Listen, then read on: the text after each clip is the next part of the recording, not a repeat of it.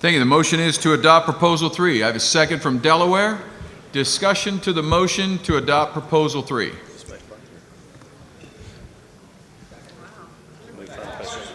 Call the question. Call the question. I can almost not see him over those flags right there. Commissioner from Connecticut is recognized. Discussion to the motion.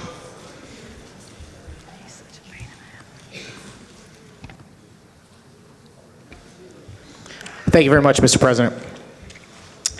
There was some lengthy discussion in our committee about this particular proposal, and I am certainly sympathetic to those who are concerned about Congress giving more and more authority outside of their jurisdiction and passing it on to the executive branch and administrative agencies to create regulations.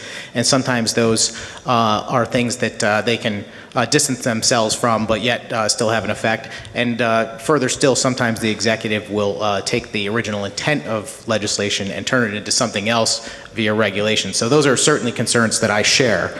I, however, don't agree that this is the proper way to address it. I think that a more appropriate way would simply to be like some states do and require that a legislative vote takes place to approve every regulation. My greater concern, and the reason why I'm standing, is not so much about that debate, but rather about the wording of this particular amendment proposal, and my concern that it can be used by a small minority to gum up the works or create leverage to obtain any kind of congressional action.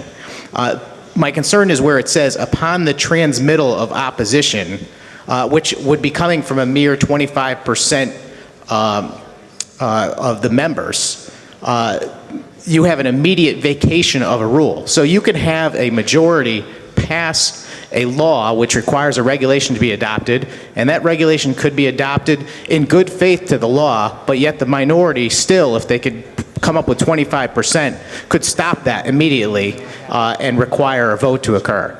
I just think it could be used in ways that are way beyond what's been conceived in the discussion in the committee, and I would advise caution moving forward. Thank you, Mr. President.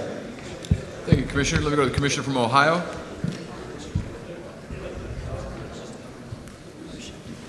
Move to amend. Motion is to amend. That's in order. To delete upon the transmittal of opposition if Congress. And then the entire. And then the entirety after that. So from upon transmittal to the balance of the article, is that correct? So the last 4 lines? That is correct. So the motion is to delete the last 4 lines, well, on my printed version. So upon transmittal, there we go. The motion is made and seconded. Discussion to the motion to amend. If you're standing, it is to discuss the motion to amend. Gentleman from Minnesota is recognized. Thank you, Mr. Chair. This was extremely well debated within the committee with a very vocal minority, and we accessed the support staff in order to draft it most appropriately. And after several iterations, the current language before the amendment was what was decided by the body, and with consultation from staff as the appropriate way to address this. And I would be hesitant to open that can again. Thank you. To the motion to amend, Commissioner from Arizona. Thank you, Mr. President. I rise in opposition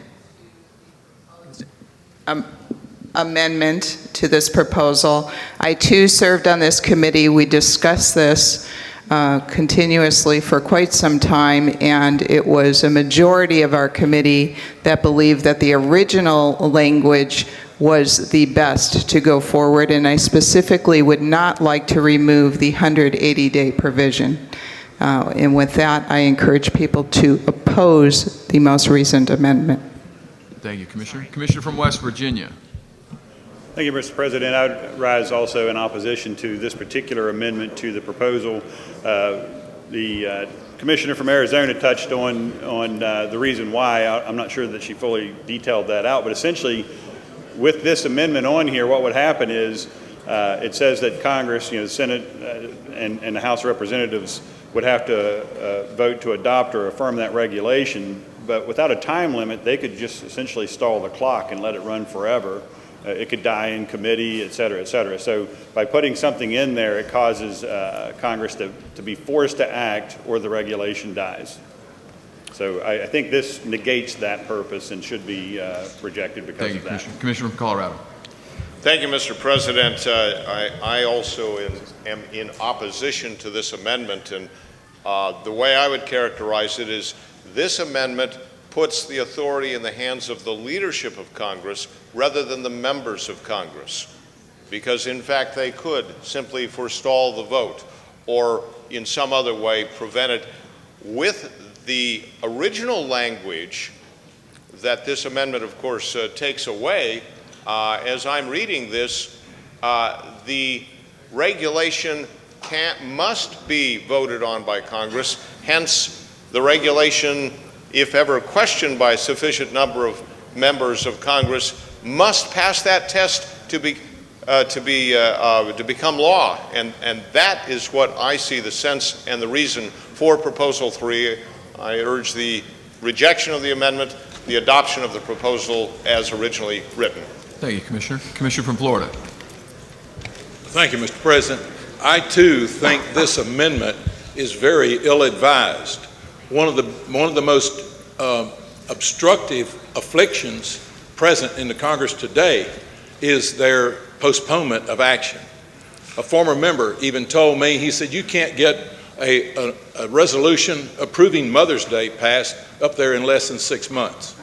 And I think that to delete these words from this very good proposal number 3 is a gross mistake. We need to hold their feet to the fire, and to the point of the sponsor, the sponsor of the amendment. No, never mind, I'll just hush. Thank you, Commissioner.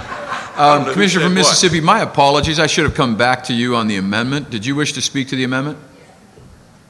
Yes, I also rise in opposition to the amendment because it deletes the strength of the original proposal, and what we would have without that second language is that Congress could sit on a proposed regulation for untold amount of time that an agency is proposing, and business and industry in this country needs some stability. They do not need to be hanging in the balance, wondering if Congress is going to act or not act indefinitely on a regulation. They have to spend money and they have to make decisions, and we think 180 days is a timely way for a business and industry in this country to know what's going to happen to them. So I do rise in opposition to this amendment, and I urge proposal of the original. Thank you, Commissioner. Let me come to the Commissioner from Arkansas. Motion is to call the question. Do I hear a second? Second from Georgia. Let me take a vote on whether or not to call the question. Chairs of your delegations to call the question. Oh.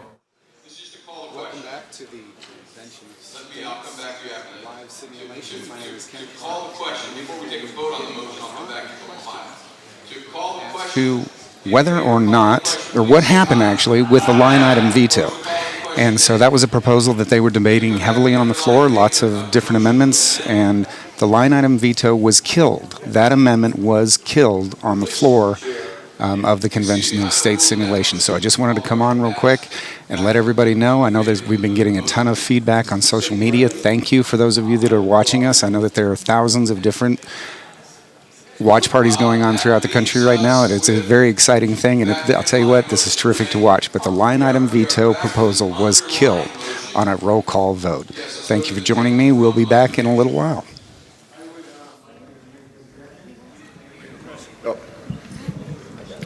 I would like to make an amendment.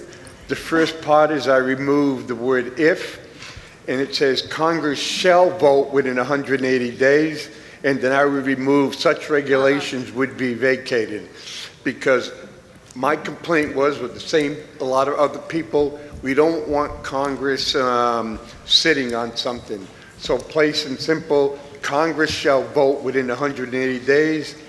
If they fail to, such regulations would be placed in effect.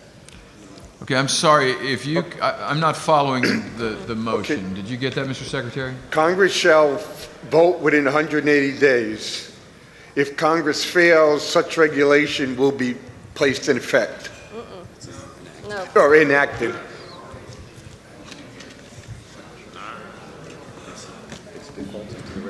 So is it, That's a poison pill. Shall be or placed in effect, No. but shall be enacted. No. The word vacate would be removed. So this would be forcing Congress to vote up or down within 180 days. Like the gentlewoman over there stated, business needs to know what's going to go on. And you got 180 days to must vote, and it takes the power out of the House Speaker and the Majority Leader of the Senate to decide if they're going to take it out of drawer or not. Otherwise, the other way is two people can decide whether it's even going to come up for a vote in a 6-month period. So Congress shall vote within 180 days. If Congress fails, such regulation shall be placed in effect. okay, the motion is as it shows on the screen? Yes. Okay, so the motion is as it shows on the screen. Congress shall vote within 180 days. If Congress fails, such regulation shall be placed in effect. Is there a second to that motion? Second from Connecticut. So the motion to amend has been made and seconded. Discussion to the motion to amend. If you are standing, it is to speak to the motion to amend. Let me come back to the underlying maker of the motion for comment first. Thank you, Mr. Chairman. This is an unfriendly amendment, and I believe that it negates the intent of the amendment of the proposal. We already have provision in there that if Congress fails to act, that the amendment is vacated. So if they fail to act, they're in essence acting already. So we think this is not necessary, and it is harmful to the final passage of this amendment. So I do not suggest we adopt. Move to call the question. That's not in order. I will, let's see, gentleman from Florida. The motion's not in order after speaking. Gentleman from Florida is recognized. Call the question. Call the question. Do I hear a second? Second from Michigan. All in favor of calling the question, chairs please say aye. Aye. Opposed, nay? We will now place the question on the motion to amend. We've cut off debate. I'm going to take this by a voice vote. I'm sorry? This is to call the question on the motion to amend. Oh, I'm sorry. Let me go back to the sponsor of the motion to amend. The sponsor of the amendment, New Hampshire, would you like to speak briefly to the... Yes, sir. Because what happens is 25% of the people go and say, I have a problem with this regulation. Then the regulation can't be placed in effect until the whole Congress acts on it. So if Congress doesn't act on it within 180 days, 25% of the people have taken the power away from the president. Instead, the majority vote of the House passed it. The president the president puts in a motion, a regulation. I know I'm repeating myself. 25% of the people complain. The regulation is not put in effect. And then if Congress doesn't act within 180 days, those 25 people have basically vacated the president or Congress's intent to put a regulation in. Thank you, Commissioner. We'll now place the motion. This is the motion, the vote on the motion to amend. All in favor of the motion to amend, please say aye. Aye. Opposed to the motion to amend, nay. Nay. I'll rule the motion fails. We are back to the underlying... Call the question. Wait, excuse me, I haven't recognized anyone. We're back to the underlying proposal. Commissioner from Arkansas, or I'm sorry, from Alaska. Thank you, Mr. President. I know people are wanting to get out and stuff, but sometimes when we go too fast, we forget people are watching. So I just want to be concerned about that. But I keep hearing about this 25%, and we're so concerned, that 25% is going to have control. We have 5 or 10 people sometimes, maybe not that much in the EPA that's making decisions. And I'm telling you right now, they'd love to shut Alaska down. So 25% actually is more people than what we have going for regulations. But we need a check and balance. And we don't need to reward Congress for doing nothing. They already do nothing. That's the whole reason we're here. And Mr. President, I'm not going to make an amendment because I think 180 days is too long, but because I know we are short on time. I'm not going to do that. But, I just want to bring it back because I know everybody has worked hard, but what Congress is allowing to happen as they pass bills and allow regulations to be written on bills that were passed years and years and years ago that are literally shutting our states down. To me, this is one of the most important things, especially for us in Alaska, because we own less than 1% of the land in Alaska. Let me say it again, less than 1%. Well, the action continues on the floor. We have Professor Randy Barnett with us from Georgetown. He's a constitutional law professor. For a constitutional law professor, this has got to be like best vacation of your life or something. I mean, it has been amazing. Yeah, it has been amazing, and I've taken away a lot from this. For one thing, I have a high regard for the skill set of state legislators who know how to comport themselves in a debate, the way they address each other, the way they chair things. They're professional legislators, and they know how to do this. Well, they're statesmen. Yeah. I think that is the word that we need to use to describe them, because there hasn't been, it's been done in a very professional manner. Right. Well, professional is what I mean to stress, that there is a profession of lawmaking. Right. And they are showing the skill. I was a former trial lawyer. I pride myself on my ability to question witnesses. It's a skill set. And they have a different skill set, the skill set of being able to address each other with decorum and run a meeting with decorum. And I admire that. And how about even just the analysis of even the language of what they're dealing with? What has struck you with regard to how deliberative they're being and how detailed they're being and making sure they get it right? Well, look, I mean, 3 of the provisions that were approved are provisions that I proposed back in 2009 in the Bill of Federalism that I published in Forbes.com. But they've been rewritten since then. And they've been rewritten by the committees, and they've been rewritten on the floor. And I have to say, they were improved. I mean, so, I did the best job I could in getting this idea across, but the finished product that was produced by both the committees and the floor debate was better than what I did. That's interesting, because can you remember Mike Ferris said the same thing about some of the language that he had written? It's that iron sharpening iron, that deliberative body coming together and making it even better than you might have done on your own. There were people that spotted problems in it that I hadn't seen. Yeah. And in response to that, I agreed with the changes that they decided to make to my own language. Yeah. And so I do admire that. And I know that in one of the committees that I was advising, I had actually strongly advocated a particular provision of one of the pieces that passed, and one of the delegates, one of the commissioners, objected to it. And I'll be darned if I wasn't persuaded by her objection. No kidding. I just withdrew my suggestion. Wow. Well, and I think that speaks to the caliber of people that are in this room. And we've been asked on social media over and over again, who are these people and why are they here? And we've answered that over and over again. But we've got representatives, we've got commissioners from all 50 states. The majority of them are elected officials, so they run their own committees back in their own states. Right. And so these are statesmen. These are people that get it. And they understand that the Article 5 process is the way that we fight back against the federal government, the only way that we can do that. And that is ultimately why we're here. But Professor, I got to ask you, it's got to be surreal to see some of the things you wrote that long ago in 2009 now being debated. It is surreal. It is surreal. I'm happy to say that the 3 of mine that got considered were approved. And then there were a couple that weren't approved. You're batting 1,000, man. Those were not mine. But I actually think, and I think Mark may have made this point earlier, the very fact that this body tabled one and disapproved another, shows that it was a deliberative body who took this exercise seriously. it's a simulation. Yeah. But nobody on the floor is really acting like it's a simulation. Right. They're taking this very seriously. And again, those were items they were philosophically aligned with. Yes. But they knew the language was not yet ready. They was not let ready, or it was going to create untoward opposition Yeah. to the entire project. Considering the views of people outside this room, it's a deliberative body acting in a deliberative way. Yeah. Well, it was funny when they were talking about the repeal of the 16th Amendment, basically, and that amendment, which did in fact pass just a little while ago. After they passed it, I was all excited, and then I had to remember, oh, this is a simulation.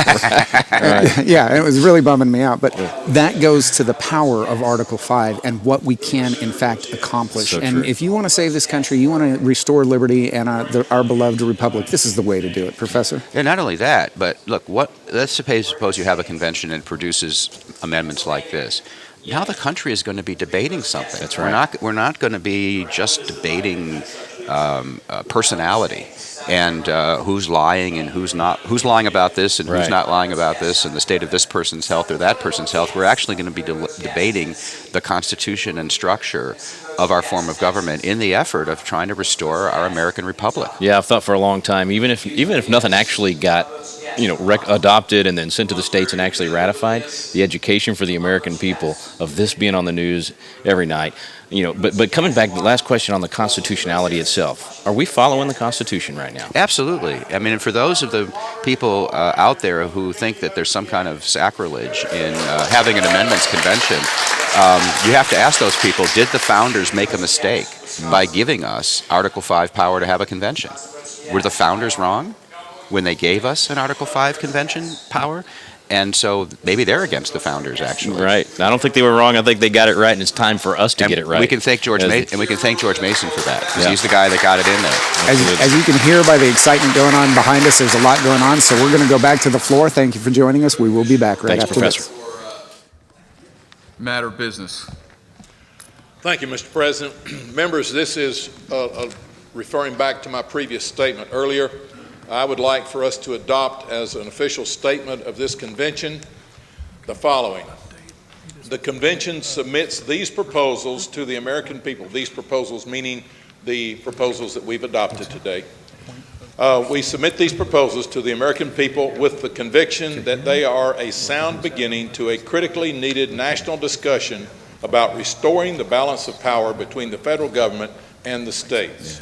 Further, it is the conviction of this body that the states must deliberate and adopt appropriate proposals for a balanced budget amendment and an amendment to provide the states a means to serve as a check on judicial overreach by the federal judiciary of these United States. I move the adoption of this statement, Mr. President. Motion is to adopt. We have a motion to adopt the language as a statement from the convention, seconded by everybody.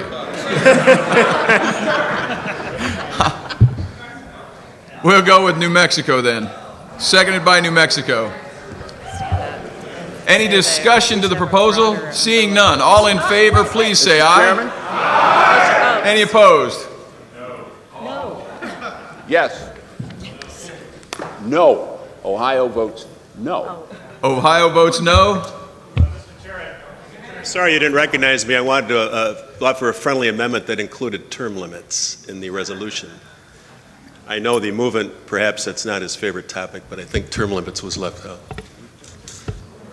Congressional term limits. Yeah, we passed that. But it's not in the resolution. We passed that. Oh, okay. I'm sorry. Okay. Misunderstood. Okay, so I'll rule that that passes. And Kansas, we have a motion from, yes, Kansas. Oh, excuse me, before we go to that, I'll come to you in just a second. I want to just tell you, it has been a distinct honor to sit up here. This is incredible to see what's happening from this vantage point. The energy, the conscientiousness in something that is a mere simulation that you brought to this project. It's been a distinct honor to be here to see. I wish you could see what I saw from here, to see your work and to see what you've done. I'm thrilled and honored that you're here and you put the attention that you've done. George Washington made this statement that he said in his farewell address. This was one of the 4 critical governing documents that used to be studied in schools. If in the opinion of the people, the distribution or modification of the constitutional powers be in any particular wrong, let it be changed by an amendment in the way the Constitution designates. But let there be no change by usurpation. For though in one instance this may be the instrument of good, it is the customary weapon by which free governments are destroyed. That's the process that we're engaged in. We talked about the tires and the balance of the tires at the beginning of this and the air in the tires. We had an owner's manual for the amount of pressure that goes in those tires. And like a gas, like air in a tire, a gas will expand to fill the space that's given to it. And government, like that, expands to the limit that it's checked. Left unchecked, government expands limitlessly. That's what we're seeing. That's what we've been discussing. You've indulged me with my car wash rule. My father owned car washes. As I was growing up, I started working in car washes from the time that I was 8 years old in Arizona, washing and drying and folding towels from 8 years old. And my father then became a pilot. And as a pilot, we would fly from Utah to Arizona. He had businesses in both places. And every time we flew, every single time, I can't remember a single time that we flew that he did not say, "Your engine just went out. Where are you going to land?" And we would scout around. I mean, even flying over the Grand Canyon, your engine went out. Where are you going to land? You've got this much glide distance. And he said, you know, pilots walk away from most crashes as long as they fly the plane until it stops. Pilots perish when they panic. Fly the plane until it stops. Keep your hand on the wheel until it stops. And pilots survive. Constitutionally, just like that bicycle is a vehicle, as an airplane, there's some mayday out there. You're here because your people in your states know that there's some mayday signals on many areas that we've discussed, many we didn't have time given the constraints that we have to discuss. Pilots perish when they panic, but thank you for keeping your hands on the wheel.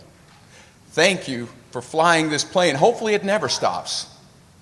I submit it never will.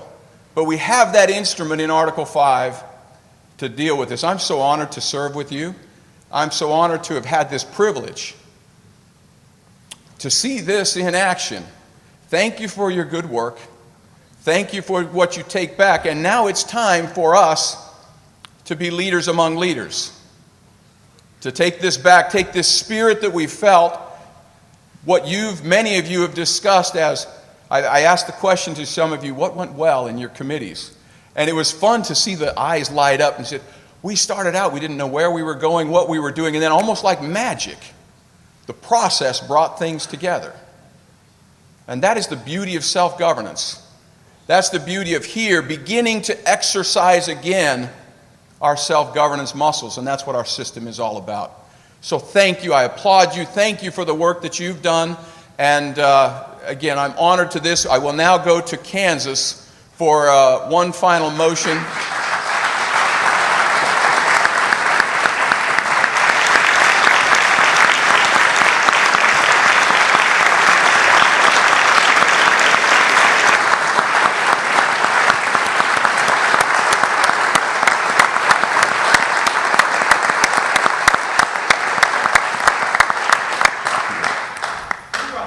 We are going to have a motion here. I just want us to take a final moment as a body and recognize the tireless effort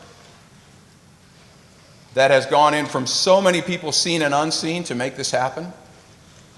I would like us to please thank our host, the Citizens for Self-Governance, a Convention of States Project. Let's please give them a hand.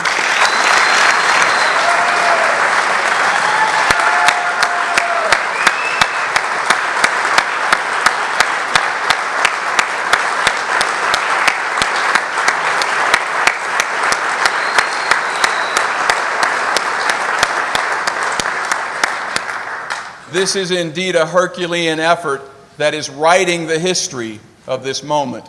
We're in a historic place, and we see good people that have stepped up that are writing the history of what we're doing. Thank you so very, very much. I want to go to one final motion from the commissioner from Kansas. I have never seen a motion to reconsider get a standing ovation before. So that's the wrong page, sorry. Mr. Speaker, I'd like to ask for a point of personal privilege for the president of the Citizens for Self-Governance, Mark Meckler, to make some comments to the body. That is in order.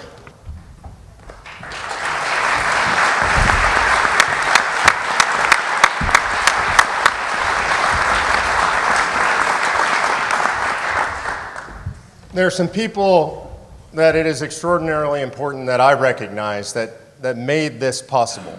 And I would ask that you hold your applause, but I am going to specifically recognize some people. And first and foremost in this process, in bringing this body together, I have to recognize Michael Farris. Mike,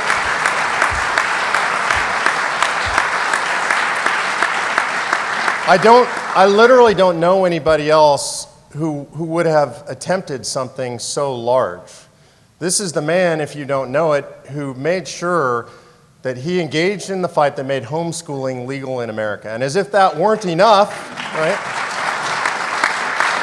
As if that weren't enough, he then went and founded Patrick Henry College, a great Christian institution educating Christian warriors who go out and fight the fight across this country.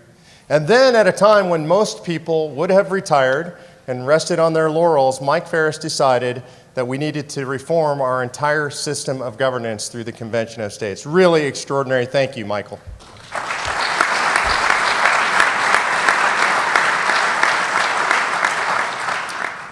You know, so he conceived this idea years ago, brought it to our organization. It's been an incredible privilege to work with him. But what's most important is the team that came together around the idea.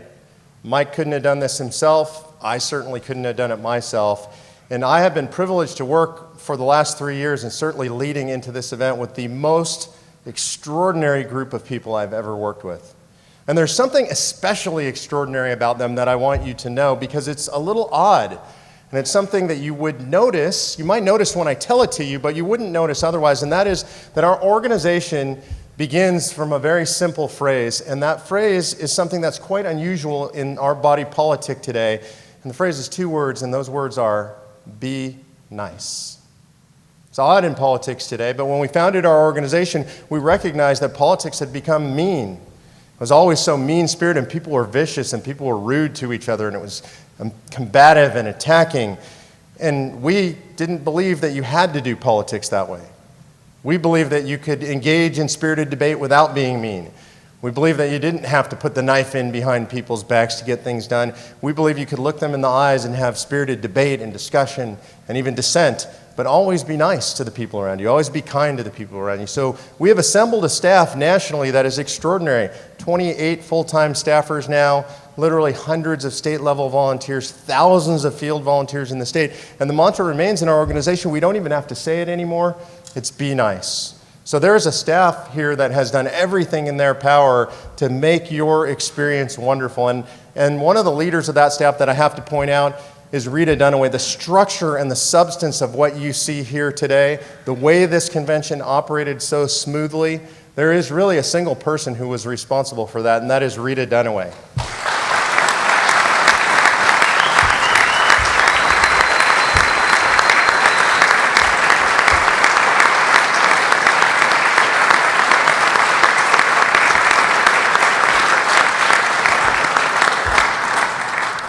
I spend my time flying around the country, going to grassroots meetings, doing media, pretty much going wherever I'm told to go and be wherever I'm told to be. And there's somebody that makes sure that the trains run on time when I'm doing that the things that need to be done in our organization get done, that the hotels get booked, that the flights get scheduled. And if it weren't for him, none of this would happen. He's somebody that I've been privileged to know literally since I was 19 years old. We've been best friends for our entire lives. And I'd like to recognize Mike Ruthenberg. Mike.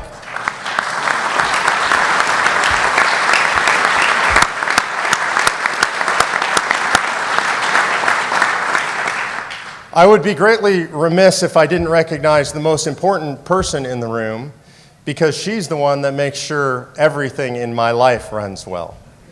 And that is my wife, Patty Meckler. And Patty not only is the person who makes sure my life runs well and is always there for me, but she is also the person who makes sure that everything that this organization does, including this conference, gets paid for. There is a reason that we were able to fly so many of you from around the country, to pay for hotel rooms, to pay for all of this. It takes somebody with vision and commitment and drive to be able to put this message out to donors. We now have roughly 70,000 donors across the country, largely because of her efforts.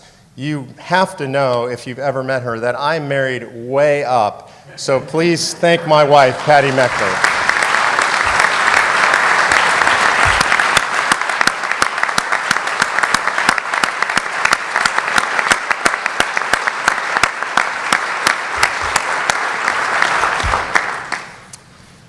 I think you've had a couple of extraordinary gentlemen sitting here. People ask, where are the millennials?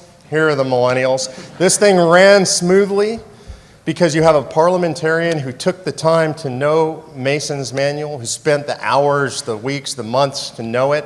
He's participated in other simulations. He is at the very senior level in his academic career of being a college freshman. So I'd like you to give Spencer, our parliamentarian, a big round of applause.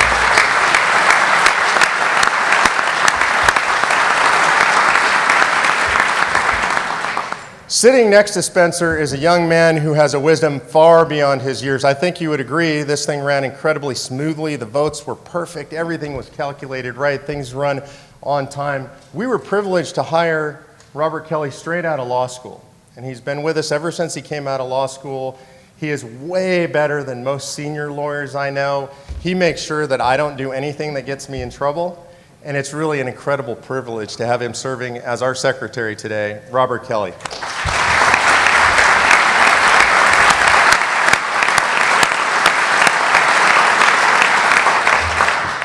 So I could go through and recognize the whole staff, but that would take a long time, so I will save you that pain. But let me just tell you that without them, without every single one of them, what happened here today, what's happening all across the country right now would be impossible. So I'd ask that you thank the staff of Citizens for Self-Governance. They're in the blue shirts all over the room. God bless you guys. Thank you very much.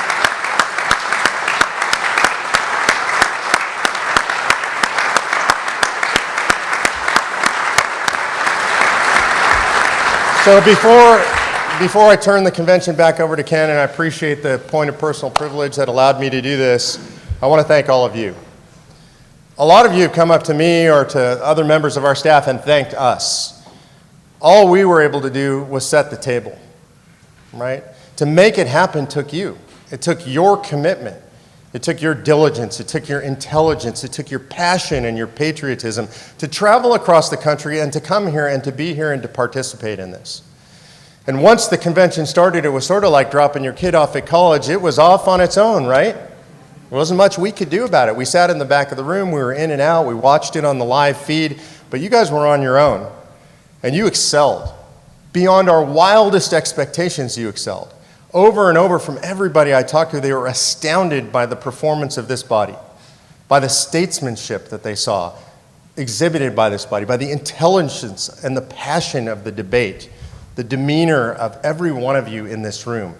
You have proven beyond a shadow of a doubt to the country that the people of the United States of America are ready to hold the first Article 5 convention in the history of this country. I congratulate you, I salute you, and may God bless you. Thank you very much.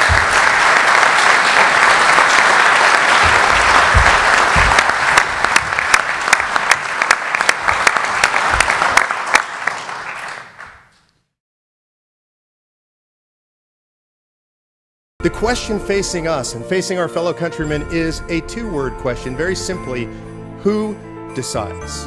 The American founders had a simple answer: we, the people, decide.